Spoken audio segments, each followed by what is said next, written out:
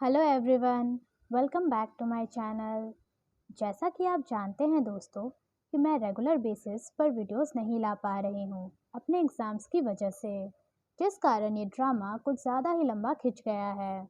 तो मैंने सोचा है कि मैं अब से दो दो एपिसोड्स करके इस ड्रामा को एक्सप्लेन करूँगी ताकि ये ड्रामा टाइम पर ख़त्म हो जाए और हम नया ड्रामा शुरू कर पाएँ। आई होप कि आप मुझे इसमें सपोर्ट करेंगे और आपको मेरी एक्सप्लेनेशन पसंद आएगी। तो चलो शुरू करें।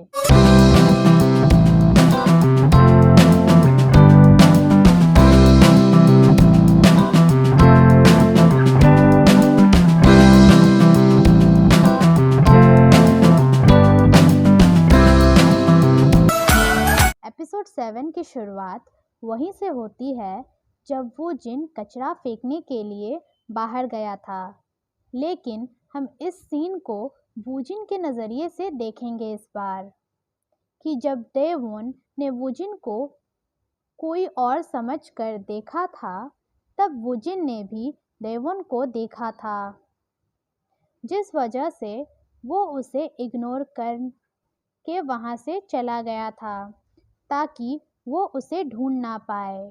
और अंदर कैफ़े में भी उसके सामने वूजिन नहीं आया था और उसने हैसू को भी अपनी ओर खींच लिया था ताकि हैसू डेवोन को सच ना बता दे। तो हैसू वूजिन से पूछती है कि क्या हो रहा है, तो वूजिन कहता है चुप रहो, वो आदमी सुन लेगा। तो हैसू पूछती है कि वो कौन है। फिर सीन शिफ्ट होता है और डेवोन का ऑर्डर लेने के लिए सोम आती है। तो डेवोन उससे पूछता है कि यहाँ कोई मेल पार्ट टाइमर काम करता है। तो सोम उसे गलत समझ लेती है और उससे कहती है यहाँ कोई मेल पार्ट टाइमर काम नहीं करता। तो डेवोन उसे बताता है कि मुझे लगा कि मैंने देखा एक बहुत ही हैंडसम पार्ट टाइमर को।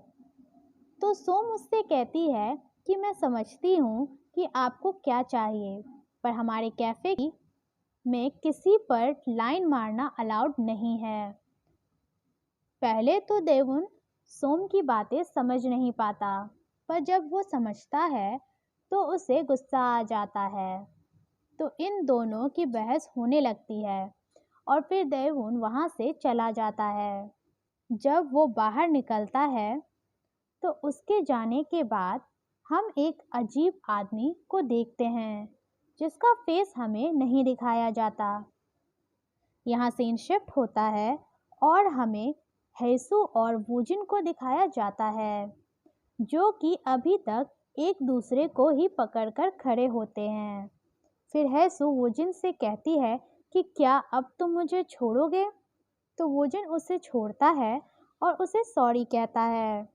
तो हैसू पूछती है कि क्या चल रहा है। तभी वहाँ सोम आ जाती है और उनसे पूछती है कि क्या कर रहे हो तुम दोनों। तो हैसू उससे कहती है कि हम काम कर रहे हैं और मैं ये लेने आई थी, और फिर हैसू वहाँ से चली जाती है।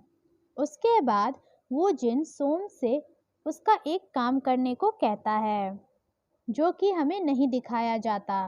फिर सीन शिफ्ट होता है और हम सोम के घर का सीन देखते हैं, जहाँ पर हैसू, सोम और वूजिन बैठे होते हैं, जहाँ सोम हैसू को मनाने की कोशिश कर रही होती है कि वूजिन उनके साथ उनके घर में ही रहेगा, पर हैसू मना कर रही होती है। इनकी बहस चल ही रही होती है कि बिजली चली जाती है और हैसू तुम्हें जो करना है करो कहकर वहाँ से चली जाती है और अपने कमरे में आ जाती है और उस पल को याद करने लगती है जब वूजिन ने उसे अपनी ओर खींचा था। वो कहती है कि मुझे बेकार की चीज़ें कैसे याद हैं, जबकि मैं सारी चीज़ें भूल जाती हूँ।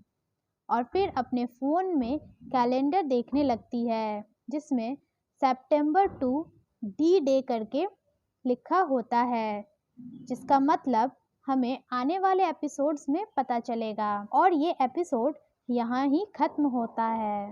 एपिसोड 8 की शुरुआत सियोयन से होती है, जहां वो किसी से फ़ोन पर बात कर रही होती है।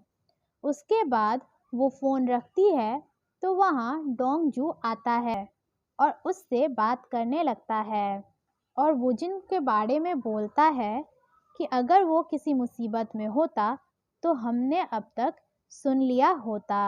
तो ये बात सुनकर सियोयन अपसेट हो जाती है और डोंगजू को वहाँ से जाने को कहती है। तो डोंगजू वहाँ से चला जाता है और बाहर आकर बोलता है वो वुजिन कितने लोगों को परेशान कर रहा है और चला जाता है वहाँ से।